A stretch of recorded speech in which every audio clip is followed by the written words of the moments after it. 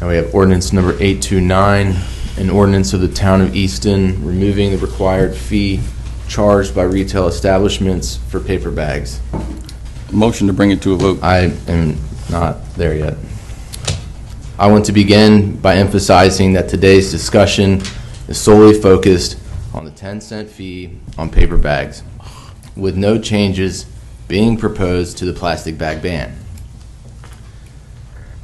In speaking with a supervisor at the County Department of Social Services, I learned that programs like WIC, EBT, and SNAP do not cover the bag fees. While temporary cash assistance can be used, the fee still comes out of limited resources, adding an extra burden to those already facing financial challenges. Furthermore, a recent Star Democrat article suggested that making the fee optional is something the council should consider. Another article in the Star Democrat highlighted some local small business owners who also share the view that the decision should be left to the businesses themselves, allowing them the freedom to choose how they wish to operate. I believe we can find a solution that supports both our residents and local businesses. As we move forward, let's continue to work together with open minds while keeping in mind the needs of our entire community as we work toward a fair and balanced resolution. I spoke with a Jess Haberman, who is, I believe, in Plastic Free Easton. He was here last meeting. Okay, he's not in it, but I guess he supports you. And we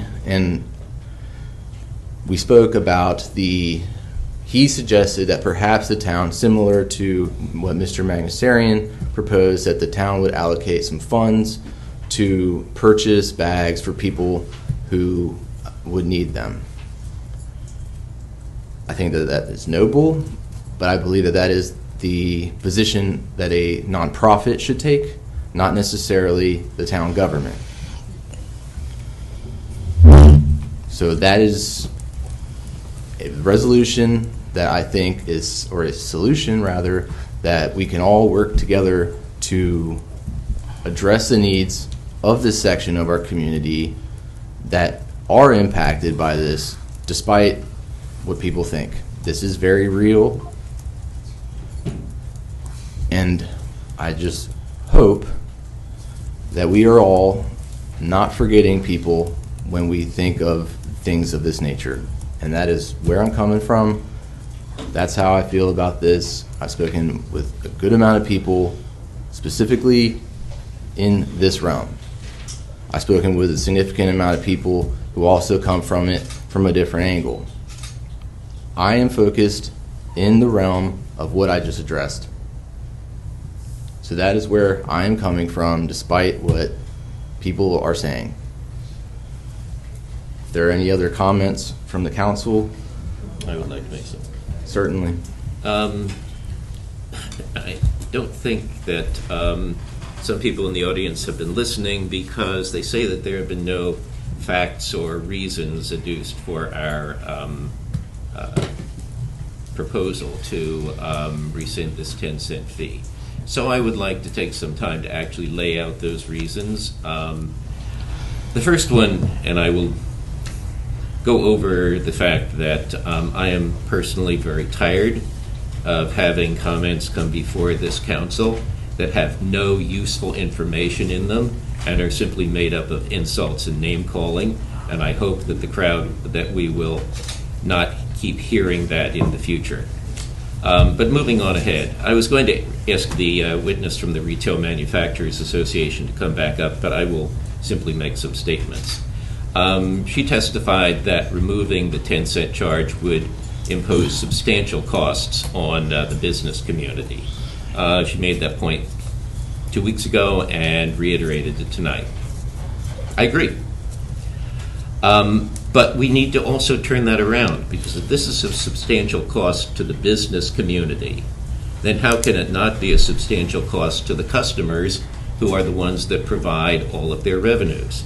If this is too much for the business community to bear, if this is something you would call a substantial cost, then that right there contradicts all these claims that, hey, 10 cents a bag, several dollars a month, is just trivial. It's not trivial to the business community, so we cannot claim that it is trivial to the people who have to pay that fee.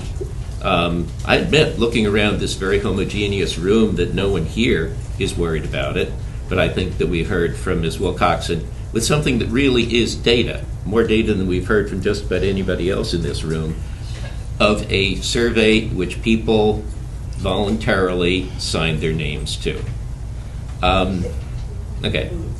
There are two things that were mentioned that I think were good points that were made. One of them, comment was made that plastic bags from the audience are reused and easily recycled. That certainly is true in our house, and it is very much true of recycling. Recycling a plastic bag, a paper bag, is very simple. You put it into your blue box, you put it into any recycling bin, you even mix it up with other trash, and it is recycled. It's separated out just fine. That's what distinguishes it from plastic bags of the lightest reusable type, which cannot be effectively separated.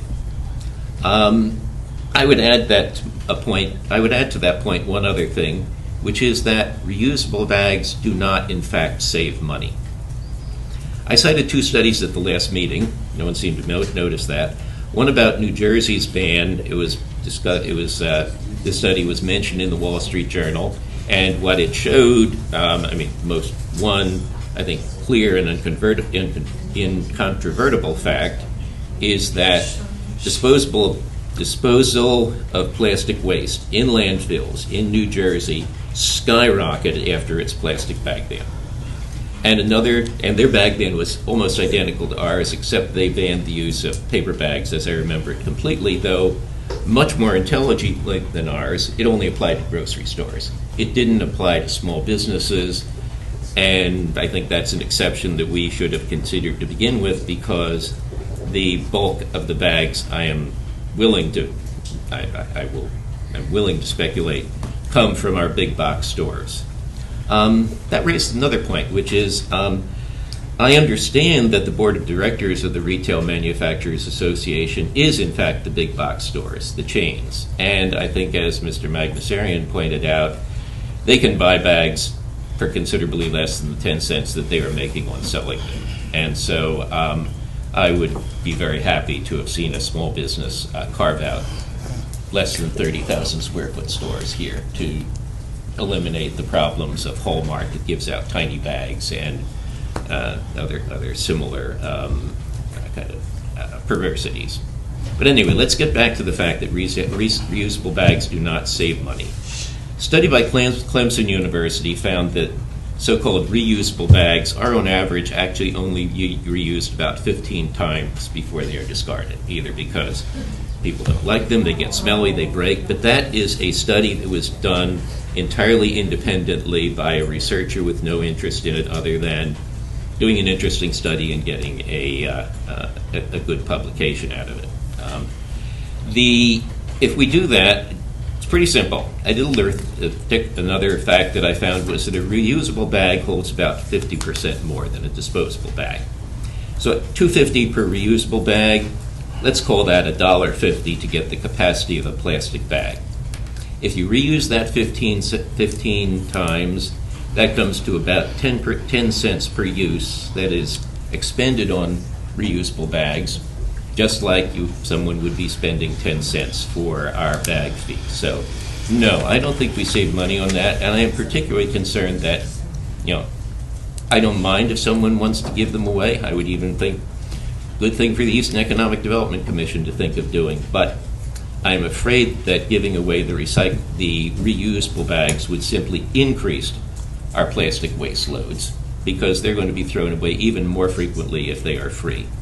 Now, finally, that also has some implications for whether the plastic bag ban itself is actually doing anything to reduce plastic waste. Because if the reusable bags are thrown away before they essentially offset the use of an equivalent amount of recyclable plastic bags, then this ban is not even working to achieve its ostensible purpose. Now, I'm an economist. I wrote my award-winning dissertation on environmental economics, and I was one of the pioneers in the field. And please be quiet when I am speaking. Please be quiet. I expect the same courtesy from you that I gave to you in listening to the insults that you were hurling here. I'm not a preacher, unlike many of this in this audience seem to aspire to be. I reproach any environmental measure as an instrument to achieve something. There is no environmental measure that I support on its own. I don't support them as a cause. I don't support environmental measures as a signal of virtue. And I don't support them because I get some subjective emotional high from thinking about what I am doing. What the studies that I've cited show us are some facts that the plastic bag ban is a failure as far as it goes to reducing actual plastic waste.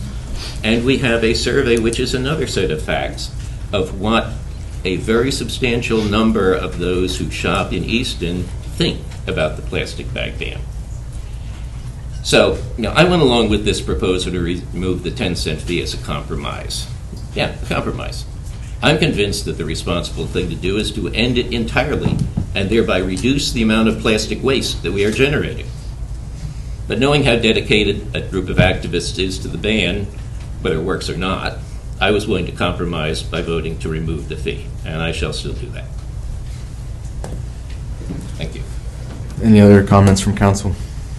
I think we've used an enormous amount of time to discuss this matter when I have far more things in Ward 4 that I should be dealing with. Can't deal with those because we are dealing with this issue. And unlike my colleague, I am a preacher, so I just want you to know that. And I think that my teachings tell me that there's a time and place for everything. So I call for a motion for the vote. Second. What's the motion? The motion on the ordinance to say no. Okay. Well, so we're voting on ordinance number 829, an That's right. ordinance of the town of Easton removing Removing. the required paper fee. And he's saying no Well, to that. we're voting on that. We're voting on that. So if you want to remove the fee, you would vote yes. If you want to keep the fee, you'd vote no. I just want to make sure. what he said. Yeah, I just want to make it clear. I want to make it clear agree. too. Yeah. That's all. Okay. Thank you. Okay, roll call vote. Ms. Curry, No. Mr. Avatello, No. Mr. Montgomery, Yes. Reverend Davis. No. President Gonzalez. Yes. Ordinance 829 is overturned 3-2.